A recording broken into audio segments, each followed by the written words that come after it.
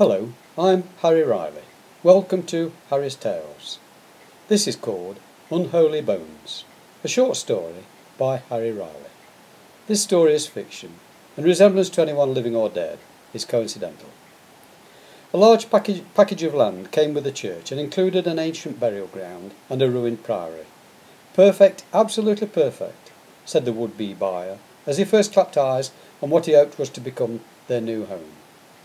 Craig Vernon and his wife Ingrid had been searching for a suitable house for many months, before a lucky break gave them access to this unusual property in their chosen county.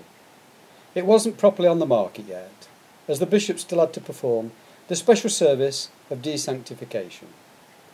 A former place of worship was never in their thoughts, but having heard of other excellent conversions, the wealthy couple decided to at least investigate the possibilities.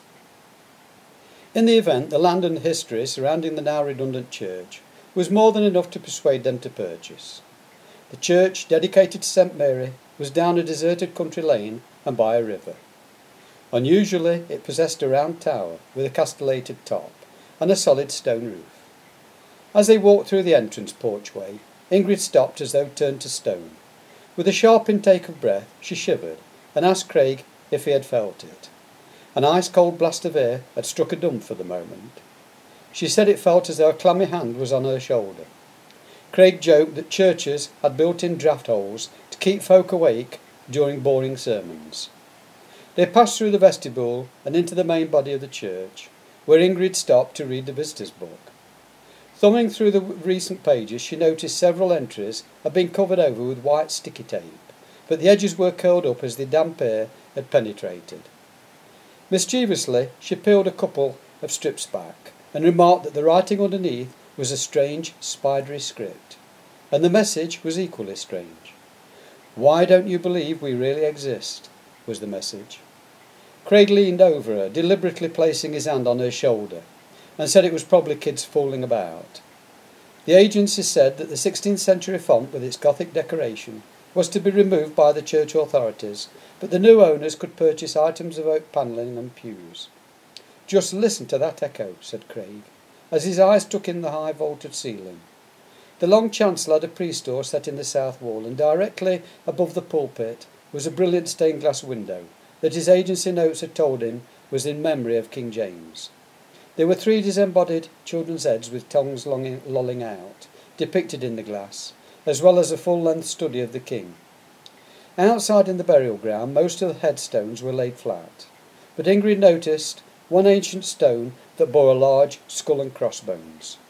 The writing was almost worn away, and the only readable part of the inscription referred to William "Billy" Bones, who travelled wide to seek a bride, then brought her home and sadly died. As the young couple explored the land, they wandered down to the ruined priory and were amazed to see that the roofless, ivy-covered remains still had a well-kept private chapel gate. This was an 8-foot-high, ornamental wrought iron padlock gate, inside which were several oblong tombstones dedicated to former priors. Consulting his notes, Craig read that access to the chapel would still be required for any surviving member of the priory's order who chose to visit. For some reason, Ingrid was reluctant to advance any closer and became quite breathless. She said that strange feeling had come over her again. Craig took her back inside the church, and as she sat down on a pew, she complained she had never been baptised. And furthermore, she could hear children crying. "Look there," she cried. They both stared aghast. The pulpit was shrouded in a mist like dry ice, and through it they could see several rough-looking soldiers in period costumes, swords by their sides, and on the high altar was a body laid out, about to be executed by a brawny masked man with a raised axe. Ingrid ran out, screaming never to set foot in the place again, and Craig quickly followed her, white with terror, and throwing away the agency leaflets. Without hesitation they started their car, and roared off the way they had come. "It's my turn to scare the next lot away," said Billy Bones, as the nervous illegal immigrants crept out of hiding and replaced their bedding on the empty pews. End.